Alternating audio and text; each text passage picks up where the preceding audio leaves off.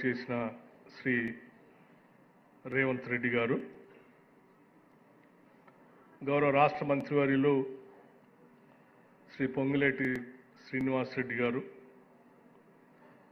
గౌరవ రాష్ట్ర మంత్రివర్యులు శ్రీ పొన్నం ప్రభాకర్ గారు, గౌరవ రాష్ట్ర మంత్రివర్యులు శ్రీ గడ్డం వివేక్ వెంకటస్వామి గారు, గౌరవ రాష్ట్ర మంత్రివర్యులు శ్రీ మహమ్మద్ అజరుద్దీన్ గారు, రాష్ట్ర ప్రభుత్వ సలహాదారులు హరకర వేణుగోపాల్ గారు, అట్లాగే రాష్ట్ర ప్రభుత్వ ప్రధాన కార్యదర్శి శ్రీ రామకృష్ణారావు గారు, రాష్ట్ర ప్రభుత్వ principal secretary finance Shri Sandeep Kumar Sultania garu, GAD principal secretary Shri Ekka గారు,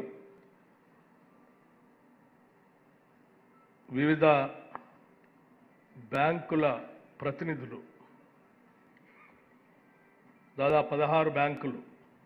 ఈరోజు ఎంఓయూ కార్యక్రమంలో పాల్గొన్నారు. వారందరికీ, అట్లాగే రాష్ట్ర ప్రభుత్వంలో పనిచేస్తున్నటువంటి సమస్త ఉద్యోగ వ్యవస్థ అందరికీ, ముఖ్యంగా జేఏసీ నాయకులకి, సంఘాలకి, పాత్రికేయ మిత్రులకి, ప్రభుత్వ ఉద్యోగుల సంక్షేమాన్ని కోరుకునే ప్రతి వ్యక్తికి అందరికి కూడా ముందుగా నా హృదయపూర్వకమైనటువంటి నమస్కారం. ఈరోజు ఇందిరమ్మ ప్రభుత్వం,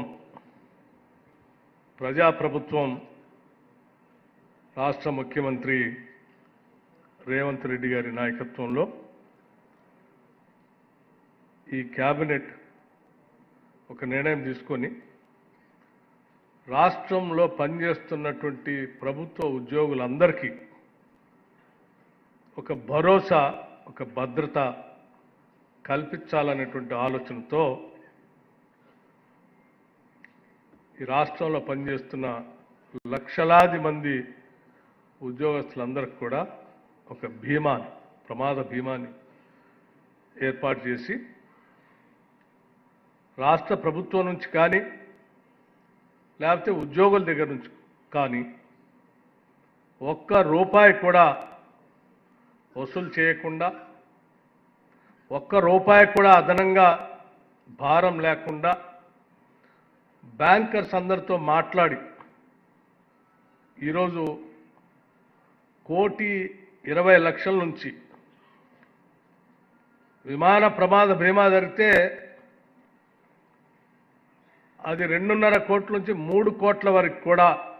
కలిపి ఈరోజు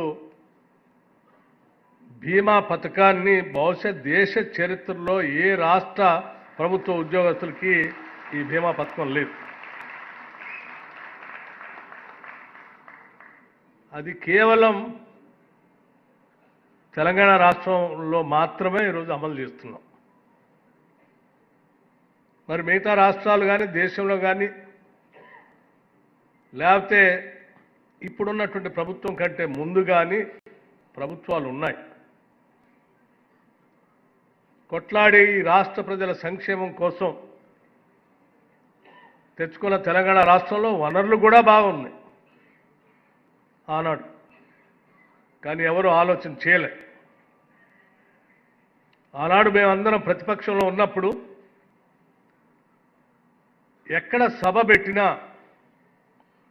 ఎక్కడ ఎవరు ఉద్యోగస్తులు మమ్మల్ని కలిసినా వాళ్ళందరూ ఒకటే అడిగేవాడు,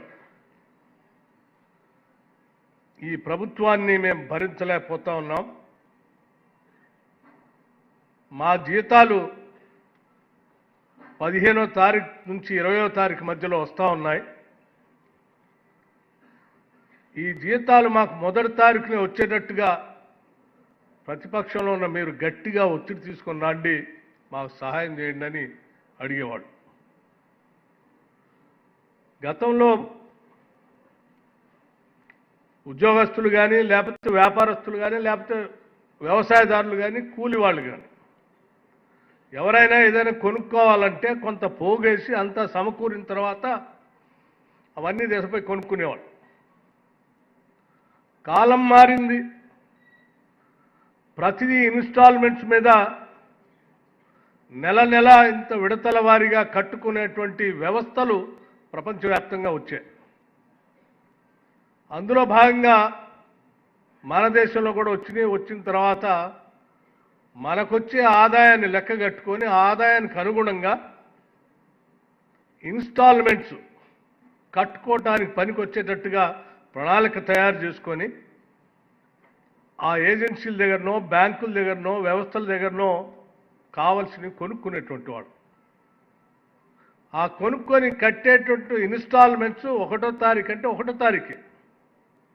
2వ తారీఖు అంటే 2వ తారీఖు, ఏదో ఒక ఫిక్స్డ్ డేట్లో ఆనాడు అది చెల్లించకపోతే ఆ చెల్లించలేనటువంటి తీసుకున్న వ్యక్తి అకౌంట్ బ్యాడ్ అకౌంట్గా మారి దానిపైన వడ్డీ పెంచటమో లేకపోతే అతనికి భవిష్యత్తులో ఏ రుణం ఇవ్వకుండా పోవటం ఏదో జరిగేటువంటి వ్యవస్థలు వచ్చినటువంటి పరిస్థితుల్లో లక్షలాది మంది ఉద్యోగులు వాళ్ళు మొదటి తారీఖే జీతాలు వస్తాయనే ఆశతో ప్లాన్ చేసుకున్నటువంటి ఇళ్ళు కొనుగోలు సంబంధించిన ఇన్స్టాల్మెంట్స్ కానీ వెహికల్స్ సంబంధించినటువంటి ఇన్స్టాల్మెంట్స్ కానీ లేకపోతే గృహాల అవసరాల కోసం కొనుక్కున్నటువంటి ఇన్స్టాల్మెంట్స్ కానీ లేకపోతే పిల్లల భవిష్యత్తు కోసం తీసుకున్నటువంటి బ్యాంకు రుణాలు చెల్లించాల్సిన ఇన్స్టాల్మెంట్స్ కానీ అనుకున్న టైంకి జీతం రాకపోతే అది కట్టలేక అకౌంట్స్ అన్నీ బ్యాడ్ అకౌంట్స్గా మారి వాళ్ళందరి ఆ క్రెడిట్ విధానంలోనే పెద్ద ఎత్తున ఇబ్బంది పడుతున్నప్పుడు అందరూ డిస్టర్బ్ అయ్యి ఒకటే కోరారు, మొదటి తారీఖునే మాకు జీతాలు వస్తే మాకు ఈ డిస్టర్బెన్స్ అంతా ఉండదు, ఆ రకంగా వచ్చేటట్టుగా చూడండి అని ఆ రోజు మమ్మల్ని అడిగితే మేము అధికారంలోకి వచ్చిన తర్వాత చూస్తే ఆర్థిక పరిస్థితి అంతా కూడా గందరగోళం, చిన్నాభిన్నం, వ్యవస్థలన్నింటినీ కుప్పకూల్చిపోయారు. అయినా ముఖ్యమంత్రి గారు ఒకటే చెప్పారు, ఉద్యోగస్తులందరికీ ఎన్ని ఇబ్బందులున్నా మొదటి తారీఖు నాడు జీతాలు వచ్చేటట్టుగా ప్రణాళిక తయారు చేయండి,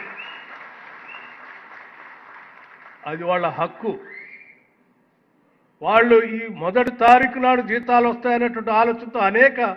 ప్రణాళికలు తయారు చేసుకుని ఉంటారు. వాటిని మనం అమలు చేసేటువంటి ప్రక్రియకి నాంది పలకాల్సిందే అని చెప్తే అనేక ఇబ్బందులు ఉన్నప్పటికి కూడా ప్లాన్ చేసి ఇన్ని లక్షల మందికి ఆనాడు కేసీఆర్ గారు చేసిన కేసీఆర్ అప్పులు కడుతూనే ఉద్యోగస్తులందరికీ మొదటి తారీఖు నాడే జీతాలు ఇచ్చేటువంటి వ్యవస్థని ప్రజాప్రభుత్వం, ఇందిరమ్మ ప్రభుత్వం అమలు చేస్తూ ఈరోజు మీ అందరికీ మొదటి తారీఖు నాడు జీతాలు ఇస్తా ఉన్నాం. ఇది మాకు మీ పట్ల ఉన్నటువంటి నిబద్ధత, మీ పట్ల మాకున్నటువంటి ప్రేమ ఆప్యాయతకి నిదర్శనం అని చెప్పడం కోసమే నేను ఈ ఉదాహరణ చెప్తా ఉన్నాను. ఎందుకనంటే మనది కుటుంబ వ్యవస్థ. ఈ కుటుంబ వ్యవస్థలో అభివృద్ధి చెందిన దేశాలలాగా కుటుంబంలో ఉన్నటువంటి వాళ్ళందరూ ఉద్యోగాలు చేసే పరిస్థితులు, ఎవరో ఇంటి యజమాని ఒక్కళ్ళే ఉద్యోగం చేస్తూ ఉంటారు, ఆదాయం సమకూర్చి ఆ కుటుంబం మొత్తాన్ని పోషిస్తూ ఉంటారు. ఆ కుటుంబానికి ఆదాయం సమకూర్చేటువంటి వ్యక్తి పొరపాట్లు ఏదైనా జరిగితే దురదృష్టవశాత్తు కుటుంబం మొత్తం తల్లకిందులై ఓవర్ నైట్ దిక్కుదోసిన పరిస్థితిలోకి వెళ్ళిపోయేటువంటి అత్యంత ప్రమాదకరమైన పరిస్థితులు మనం సమాజంలో చూస్తూ వచ్చాం. మొదటి